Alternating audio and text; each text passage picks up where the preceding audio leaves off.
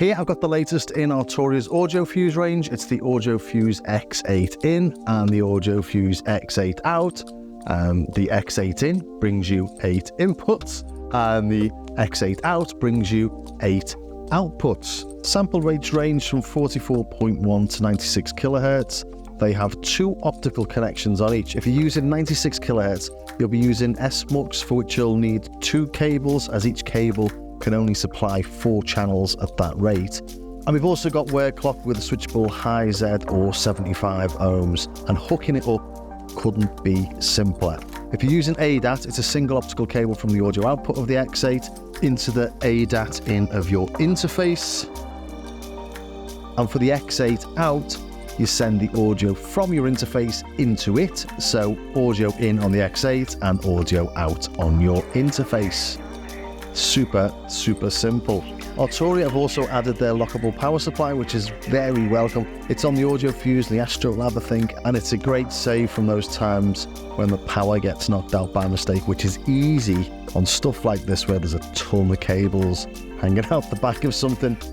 I've been playing with the Groove Synthesis third wave recently, which I've got in front of me here, and that's a great one to use as there are 4 sets of stereo outputs, that's 8 outputs, which I've plugged into inputs 1 to 8 on the X8 in. And I'm only using 2 outputs on the X8 out, and that's to send the main stereo mix to my monitors. When you set it up, you need to make sure your interface clock is set to ADAT, and you set it to the correct sample rate, and that's it. You can see it's all working as expected. The ADAT inputs are on the top right. I've used them on the main mix here and on the Q mix. There's no preamp on these, so you can't increase the gain like you can with the main channels on the AudioFuse or on my Scarlett 18i8, which I've also had a play with, and which, to be honest, is the more likely scenario for me, as it's handy to have the extra ins and outs on this every now and then. And again, you set the clock to ADAT, set the sample rate, and you're done. It just works. We've got LEDs on the X8 in, so you can actually see if you're receiving a signal or not. And you can see those inputs reflected on the AudioFuse. That's the ADAT input screen.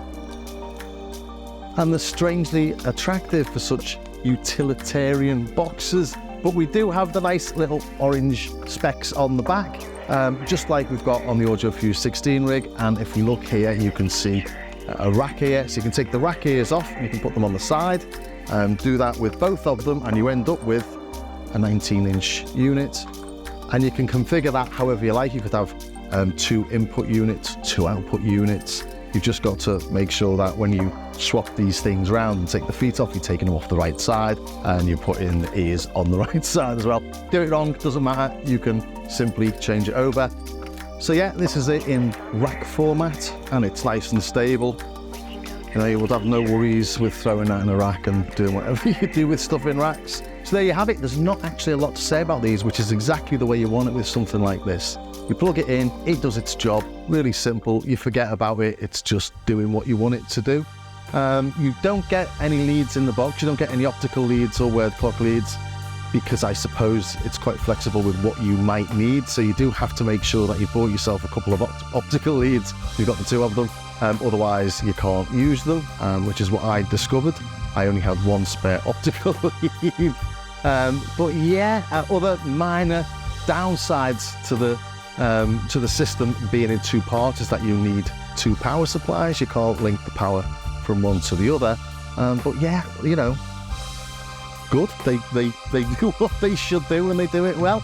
And the integration with the AudioFuse 16 rig is absolutely brilliant.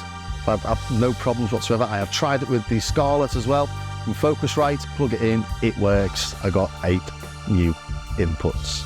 So yeah, I hope you enjoyed that. I hope you found it useful. If you did, please think about subscribing, ring the bell, join me over on Patreon. This channel is supported by affiliate links, YouTube ads, and my wonderful patrons who, for the price of a lukewarm macchiato a month, get access to patches, samples, tutorials, and other little goodies. Also, do take a look at my starskycar.com website. Again, there's patches, there's samples, there's things to buy, and there's free stuff as well. But as I always say, it's nice if you have a little browse, pick up some of the really cheaper little bits, because it really does all help to support the channel. And I will see you next time.